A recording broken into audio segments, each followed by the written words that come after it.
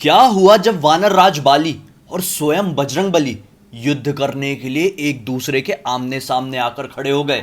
नमस्कार दोस्तों, ब्लडी सत्य के आज के इस हैरान कर देने वाले बहुत ही ज्यादा डिफरेंट से अनोखे एपिसोड में मैं आप सभी लोगों को एक ऐसी घटना के बारे में बताऊंगा जो शायद ही आप लोगों ने सुने होंगे, और आज पता चलेगी ना आप लोगों को तो आप लोगों के रोंगटे खड़े हो जाएंगे। दोस्तों, युद्ध करने के लिए आमने सामने खड़े हो गए हनुमान जी और वानरराज बाली। एक तरफ श्री राम के सबसे बड़े भक्त हनुमान जी और दूसरी तरफ वानरराज बाली किष्किंधा नरेश, जो माना जाता है कि इंद्रदेव स्वयं इंद्रदेव के धर्मपुत्र थे। ऐसे बाली जिनके पास एक ऐसा वरदान था कि युद्ध में अगर कोई भी उनके सामने आकर उनसे लड़ने के लिए खड़े होगा ना, तो सामने वाले की आधी ताकत, सामने वाले की आधी शक्तियां पूरी वानरराज बाली के अंदर चली जाएगी। अब ऐसे शक्तिशाली बाली के सामने जब स्वयं बजरंगबली आकर खड़े हुए तो क्या हुआ इस युद्ध का परिणाम? बहुत ही अनोखी कहानी है, जानकर मजा आ जाएगा। दोस्तों, आगे बढ़ने से पहले मैं आप लोगों को बता दूं कि वानरराज बाली के पास ऐसी अलग सी शक्ति आई कहां से। दरअसल इंद्रदेव ने स्वयं ब्रह्मदेव का दिया हुआ एक ऐसा स्वर्णमाला वानरराज बाली को सौंपा था, जिस स्वर्णमाला में ऐसी शक्तियां थी कि सामने वाले की आधी शक्तियां उस माले की वजह से बाली जी के अंदर आ जाती। अब इसी वजह से जो कोई भी इंसान हो, जो कोई भी राक्षस हो या फिर जो कोई भी हो, बाली जी से युद्ध करने के लिए आता था तो उसकी आधी शक्ति बाली जी के अंदर आ जाती थी, और इसी वजह से बाली जी को कोई भी युद्ध में हरा ही नहीं पाता था। यहां तक कि बाली जी ने रावण को कई बार परास्त किया था। 6 महीने तक अपनी भुजाओं में दबा कर रखा था। कितने शक्तिशाली रहे होंगे बाली जी। अब इनके सामने एक बार एक ऐसी सिचुएशन आके खड़ी हो गई जो आज मैं आप लोगों को बताने जा रहा हूं। दोस्तों, एक बार की बात है जब रामायण वाला युद्ध भी नहीं हुआ था, जब श्री राम पूरे साक्षात रूप से बजरंगबली से मिले भी नहीं थे।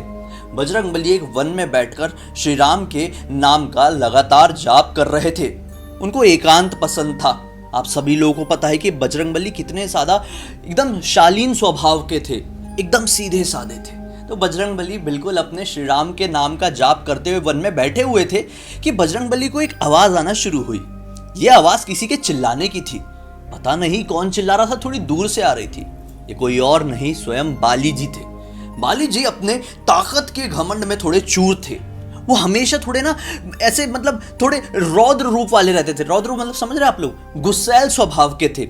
उनको ना एक अपनी ताकत का अलग ही घमंड था। उनको ऐसा लगता था कि मेरे जैसा शक्तिशाली तो अभी तक पृथ्वी में कोई जन्मा ही नहीं है। तो बस ऐसे ही अपने एक दिन घमंड के नशे में चूर चल रहे थे एक वन में, जिस वन में हनुमान जी तपस्या कर रहे थे। अरे उस वन में जितने भी पौधे कुछ भी आ रहा था, सबको उठा उठा कर फेंक रहे थे और चिल्लाए जा रहे थे कि मुझसे ज्यादा शक्तिशाली कोई नहीं है, मेरे अंदर अपार शक्तियां हैं, मैं ऐसा हूं, मैं वैसा हूं। अब बाली जी इतना जोर जोर से चिल्ला रहे थे ना, तो हनुमान जी जो इतने अच्छे से श्री राम के नाम का जाप कर रहे थे, उनको थोड़ा सा वो लगा कि क्यों चिल्ला रहे हैं, कौन चिल्ला रहे हैं। वो अपनी तपस्या छोड़ के उठे और बाली जी के सामने पहुंच गए। बोले कि आप इतना क्यों चिल्ला रहे हैं? मैं जानता हूं, मैं क्या, सभी लोग जानते हैं कि आपसे कोई भी युद्ध में जीत नहीं सकता। आप बहुत ज्यादा बलशाली हैं, लेकिन इस तरह से आप चिल्ला चिल्ला कर किसको बताना चाह रहे हैं, क्या दिखाना चाह रहे हैं? मतलब बजरंगबली की ऑब्वियसली ऐसी वर्डिंग्स नहीं रही होगी, लेकिन मैं आप लोगों को आसान करने के लिए ऐसा समझा के बोल रहा हूं। बजरंगबली ने ऐसा बाली जी से कहा, तो बाली जी अभी तक अपने घमंड से निकले नहीं थे। वो गुस्से गुस्से में क्या बोल दिए, हनुमान तुम मुझे क्या बता रहे हो? अरे तुम तो क्या, तुम जिसके नाम का जाप करते हो ना, मैं उसको तक युद्ध में धराशायी कर सकता हूं। बस बाली जी का इतना कहना हुआ, बजरंगबली को गुस्सा आ गया। सभी लोगों को पता है ना आप लोगों की बजरंगबली कितने शांत स्वभाव वाले थे। बजरंगबली को कोई भी कुछ भी कहता था तो एकदम मुस्कुरा देते थे और सामने वाले को माफ कर देते थे। लेकिन इस बार बाली जी ने बजरंगबली से कुछ नहीं कहा था। इस बार बाली जी ने श्री राम के नाम को लेकर कहा था, श्री राम को कहा था, जिस वजह से बजरंगबली क्रोधित हो गए और ये डिसाइड कर दिए खड़े खड़े, अगर ऐसी बात है तो श्री राम तक तो पहुंचने की दूर की बात, आप मुझे युद्ध में हरा कर दिखाइए।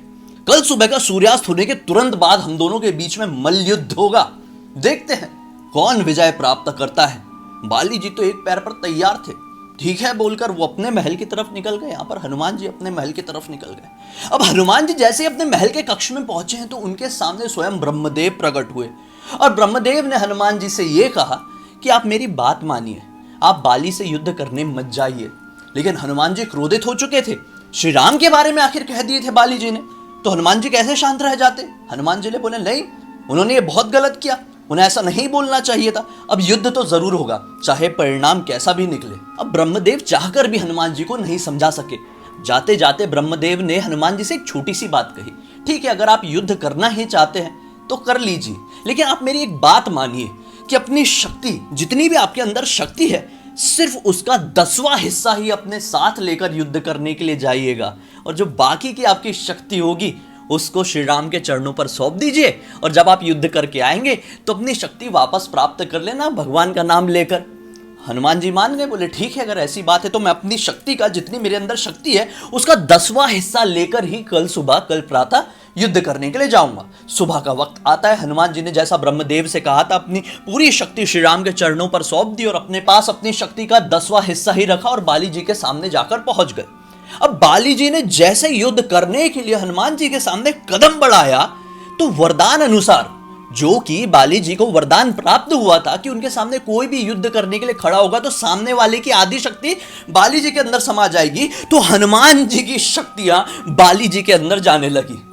आदि शक्ति जैसे हनुमान जी की ऐसी ट्रांसफर होने वाली, मतलब आदि शक्ति भी ट्रांसफर नहीं हुई थी, जैसे ट्रांसफर होने की प्रोसेस शुरू हुई ना, तो बाली जी का जो पूरा शरीर है ऐसा फटने जैसा लगा कि क्या हो रहा है। बाली जी टेंशन में आ गए कि मेरी नसें फट रही है, कि रक्त बाहर निकलने वाला है, कि जो जितने भी मेरी मांसपेशियां है पूरी बाहर निकल जाएगी, पूरे ऑर्गन्स बाहर आ जाएंगे, ये क्या हो रहा है, मुझे कुछ समझ में नहीं आ रहा है। बाली जी तरबतर हो गए, पसीना पसीना हो गए, बहुत ज्यादा चिंतित हो गए कि मैं युद्ध कैसे लड़ूंगा, ये मुझे हो क्या रहा है, मैं समा नहीं पा रहा हूं अपने आप में, मेरी शक्ति कुछ जरूरत से ज्यादा बढ़ गई है और मेरा शरीर इस शक्ति को संभालने के लिए सक्षम नहीं है।